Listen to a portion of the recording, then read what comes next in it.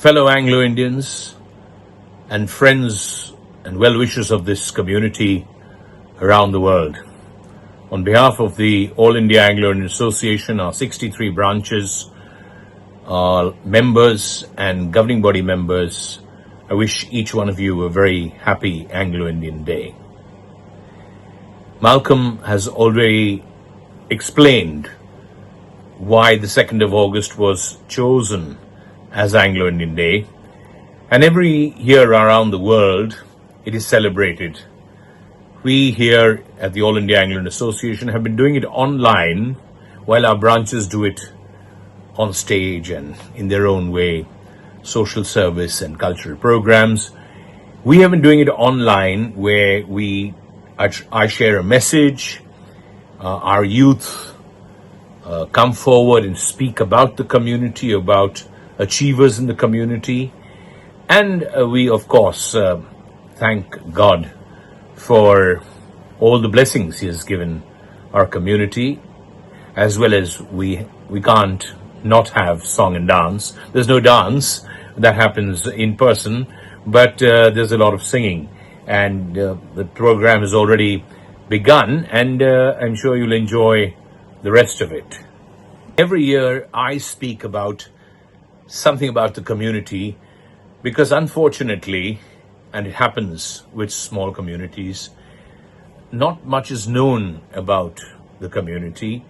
In fact, many people belonging to the community don't know enough and admit it. I was one of them. A few years ago when I was commissioned to write a book on the community by Aleph Book Company, it took me several years to research the book, and the more I researched it, the more I realized that I knew so little about it. And I'm happy to tell you that the Anglo-Indians, the title of the book is The Anglo-Indians, A Portrait of the Community, is something that I really will cherish all my life, because it helped me know more about the community and tell others about it. So I try every year subsequently to share something from the book in an innovative way with fellow Anglo-Indians and others, especially on Anglo-Indian Day. It's not boasting about the community, it's putting the facts out there. And today you will hear our youth reading small excerpts from my book and speaking about achievers, some known and some unknown. And hopefully it will create an awareness about our contribution to this great nation. In 1976, at the centenary celebrations of the All India Anglo-Indian Association, which was founded in 1876, in fact, this year in October we're going to have our 150th AGM, and the 150th celebrations will begin and obviously go on to the 150th year, which is next year, 2026. But at the 1976 centenary celebrations, the chief guest, the Prime Minister, the then Prime Minister, Srimati Indira Gandhi, she spoke about the contribution that smaller communities had made to nation building in the short period of the 50s, the 60s, and the 70s. And she mentioned particularly the Sikh community, the Parsi community, and the Anglo-Indian community. And she went on to pay the community a huge compliment, and that was, you have contributed in far greater proportion to your size. And what she was basically trying to say, you are very few, but you have made such a huge contribution. And she went on to elaborate. I have taken that as one of the pegs in my book and spoken about how our people have contributed. And it's something that will, I think, if you don't know about it, it will surprise you or even shock you very pleasantly. And today, our youth on this program will be sharing with you, obviously not more than 7 or 8 or 9 achievements of super achievers, and it will it will, I think, in a small way, open some people's eyes as to the contribution of this small community. For people in the know, they will tell you that the community has contributed in a great way, particularly in certain fields like education, especially school education, the armed forces, our soldiers and officers, nursing, and in many other fields like sport and music and the travel industry, now the IT industry, literature. Of course, there was the great Nirad Chaudhary, may his soul rest in peace, where he basically said that a community that does not have literature or writers is not really a thriving community. And he mentioned that we only had one writer in De Rosio. And I have spoken about a whole lot of other writers in my book, and you will hear today about how some of them have won awards. Now, I believe the greatest recognition that any person or professional can get, you can get it from your family and friends, and you can get it from your own community and the place that you work at. And of course, above all that is the recognition or award that you get from the few people get from the country that you are born in, that you live in, and that you have contributed to. So let me begin by telling you about the Anglo-Indians who have been recognized by the government of India. Well, we've had two winners of the Padma Bhushan. One is Ruskin Bond in 2014, but one was way back in 1965, Lieutenant General Patrick Dunn. Now, at that time, the Padma Awards were actually presented to people of the armed forces. That does not happen any longer. You will hear about Patrick Dunn later on this evening. There have been 9 recipients of the Padma Shri. Melville de Mello in 1963, whom again you'll hear about today. Wilson Jones, the first world champion from India in any sport in 1965.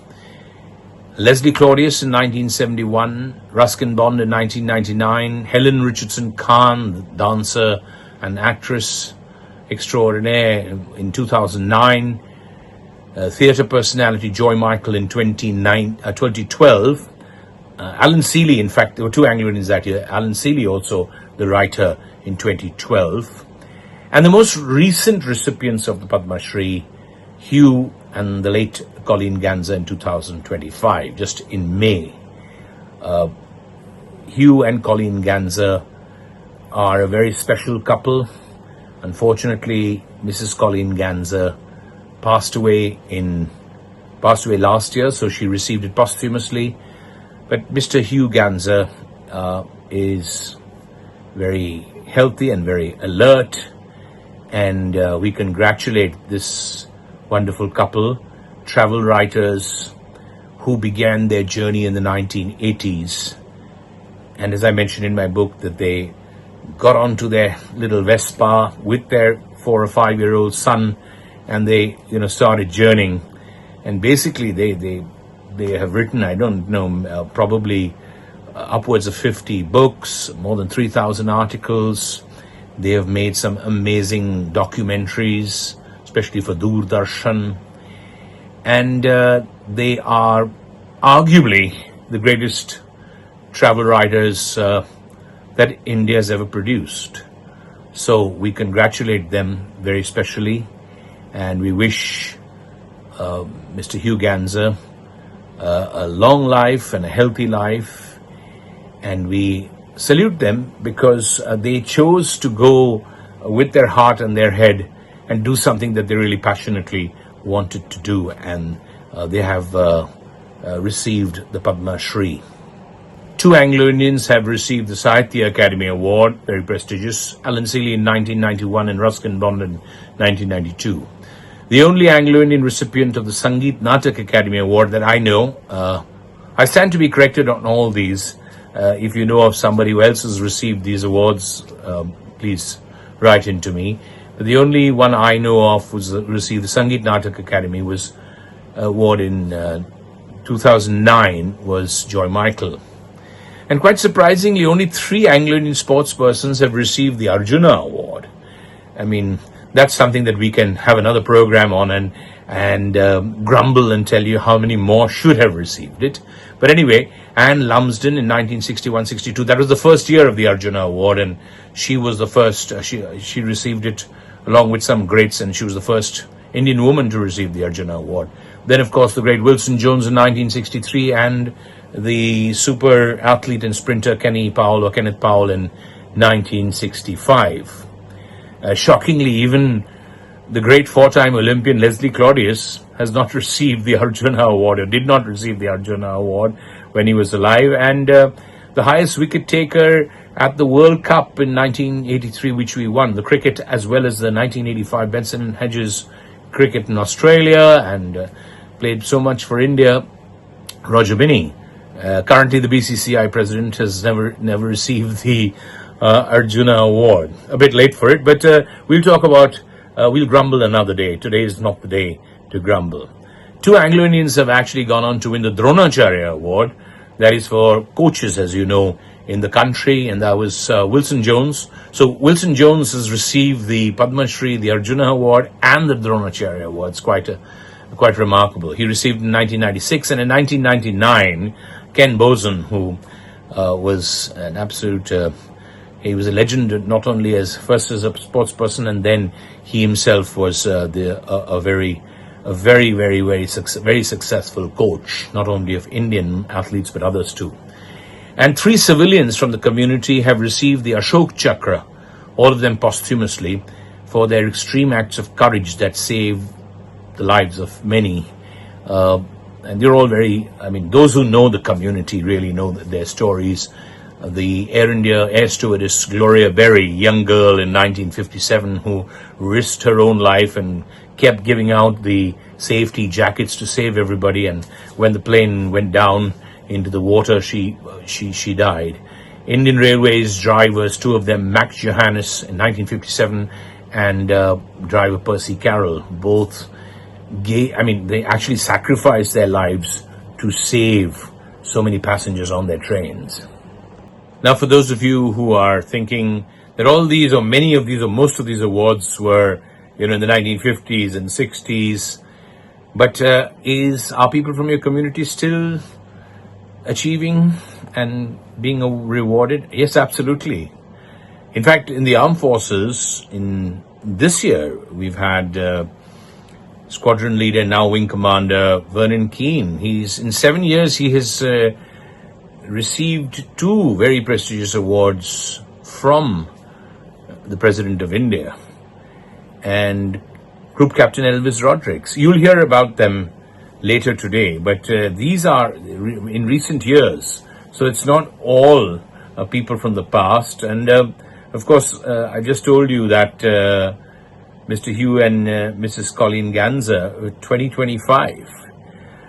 But it is true that the number being recognized by the government of Anglo-Indian is less, simply because many of us have gone into, other professions where it's not,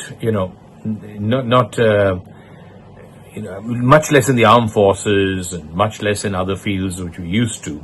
Now it's, many other professions and careers that our young people are choosing, and we're encouraging them.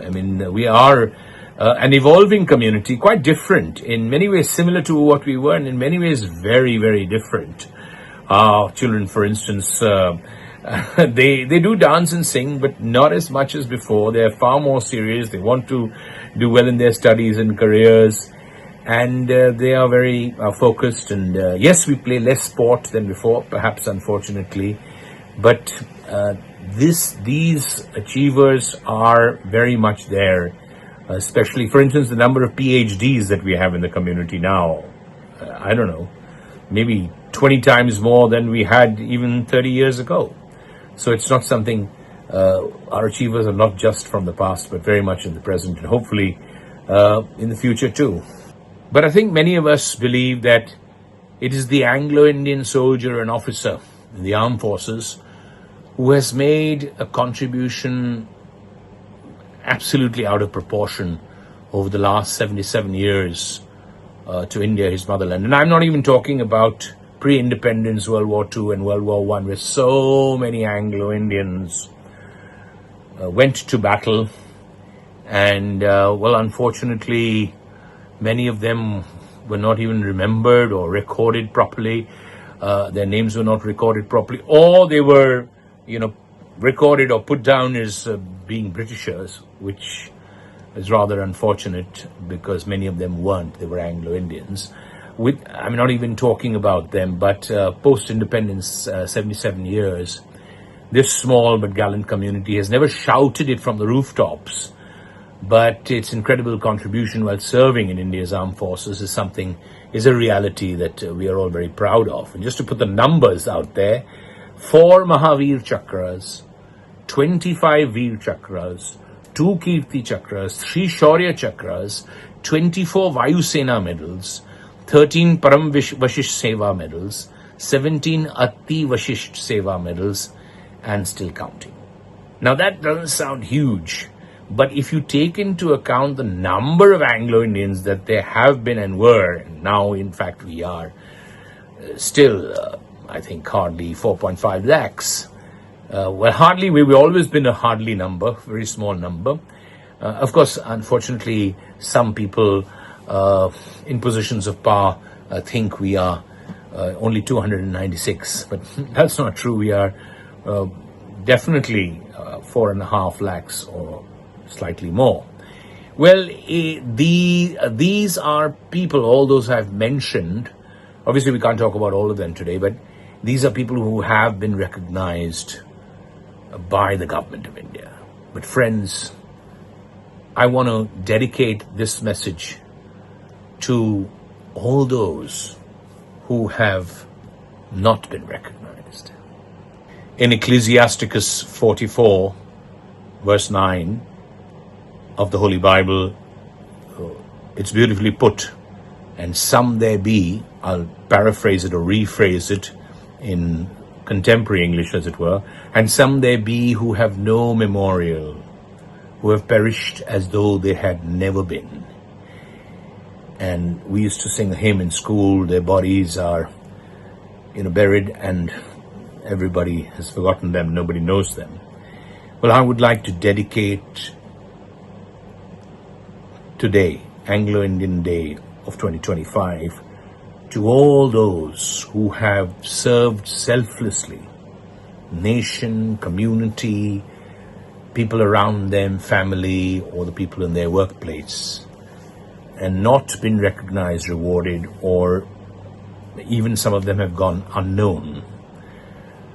So many people of the railways, yes, many of them get little awards and recognition, but so many drivers and guards and people who have higher job posts and lower posts, and Kalasis and firemen and TTs, and who have contributed, those who built the railways way back then, nobody knows, but they made all the sacrifices and risked getting malaria and tuberculosis and cholera and being attacked by tigers.